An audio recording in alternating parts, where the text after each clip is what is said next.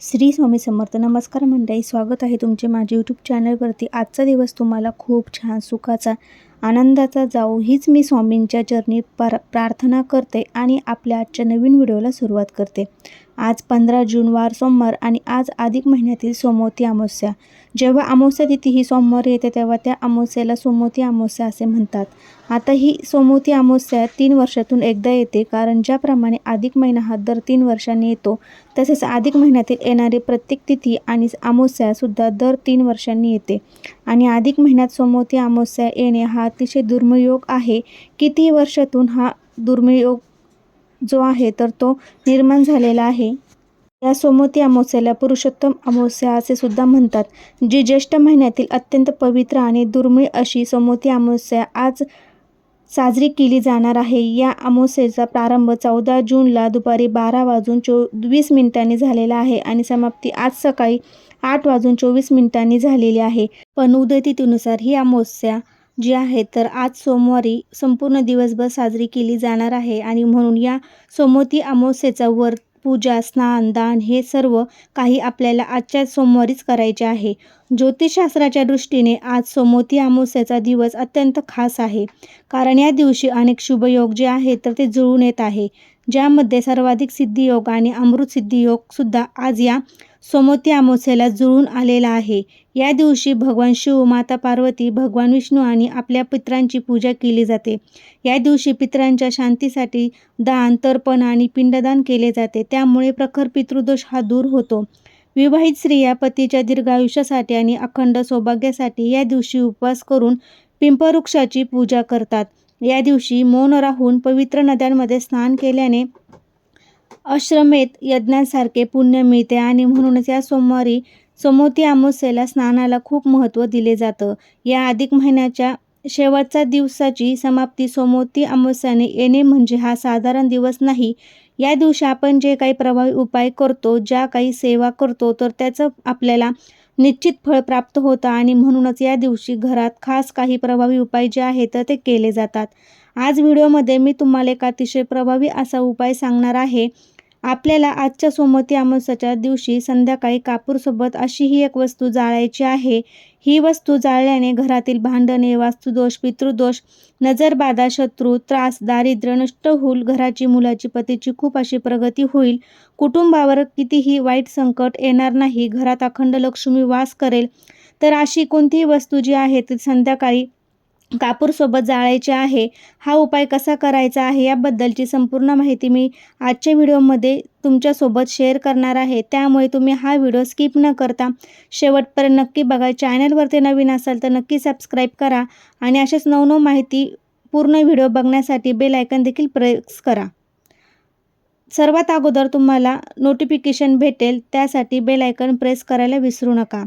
जो उपाय मी सांगणार आहे तर हा उपाय आपल्याला आज संध्याकाळी सोमवारच्या दिवशी अमावस्येला करायचा आहे. संध्याकाळी 6 वाजण्यापासून ते अगदी रात्री तुम्ही 11:30 वाजेपर्यंत हा उपाय कधीही करू शकता. पण जर तुम्हाला शक्य असेल तर संध्याकाळी जी लक्ष्मी येण्याची वेळ असते तेव्हा तुम्ही तिने सांजेची वेळ असते तर त्या वेळेत हा उपाय करायचा आहे. हा उपाय करण्याचा प्रयत्न आहे तर तो करायचा आहे.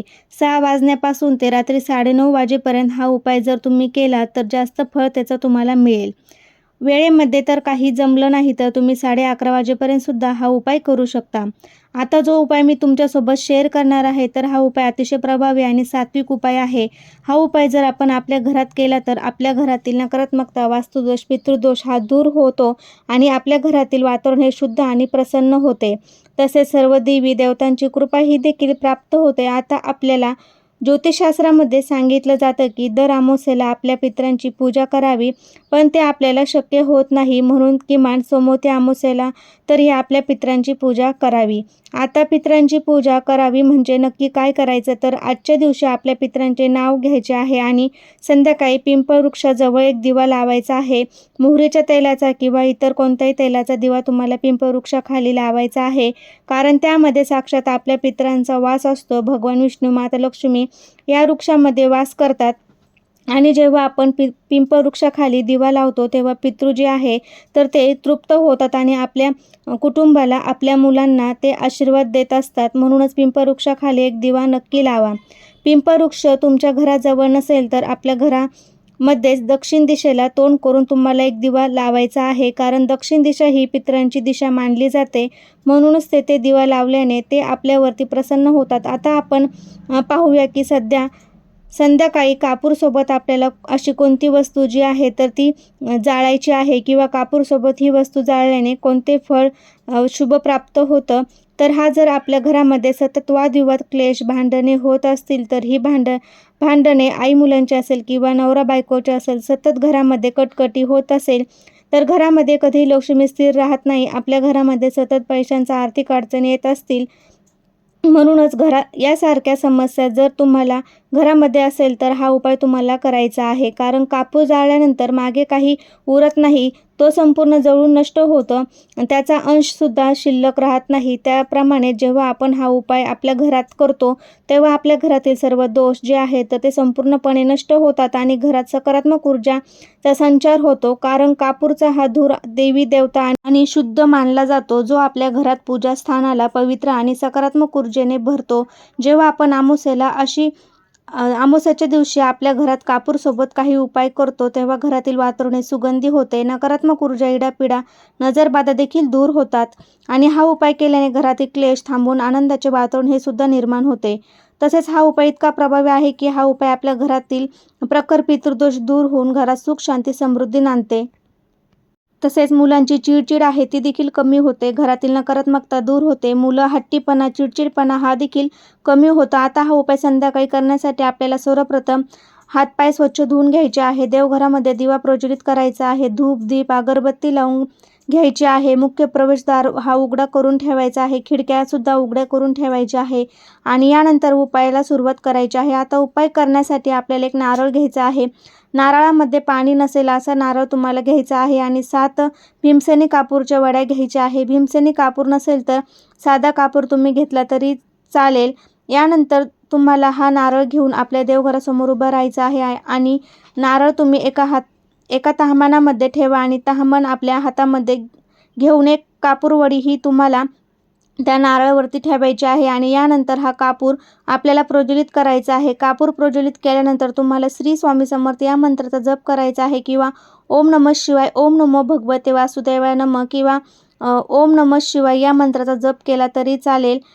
एक कापूरवडी संपत आली की पुन्हा दुसरी कापूरवडी ठेवायची. दुसरी कापूरवडी संपत आली की पुन्हा तिसरी कापूरवडी ठेवायची. तुम्हाला एक एक करून 7 कापूरवड्या ज्या आहेत तर त्या नारळावरती ठेवून आपल्या देवघरासमोर जाळायच्या आहे. आता 7 कापूरवड्या जाळून झाल्यानंतर जो नारळ तेच तुम्हाला देवघरासमोर ठेवून द्यायचा आहे.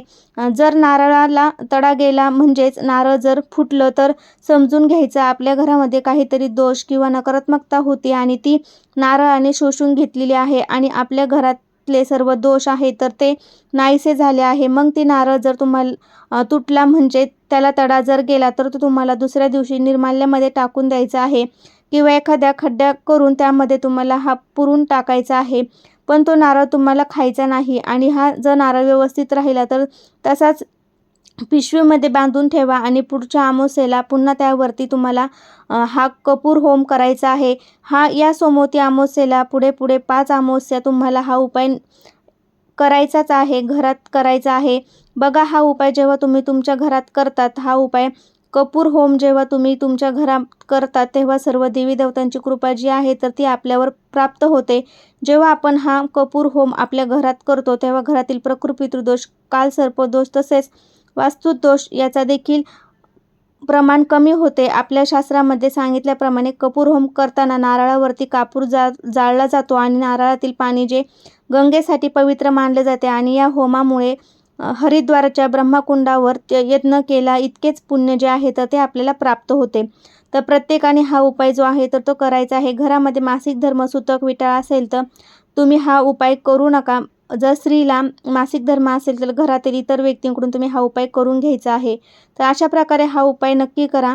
घरातील इडापिडा, वाईट शक्ती, भांडणे, नजर दोष दूर होईल. घराची, मुलाची, पतीची खूप अशी प्रगती होईल. त्यासाठी नक्की तुम्हाला हा उपाय करायचा आहे. श्री स्वामी समर्थ.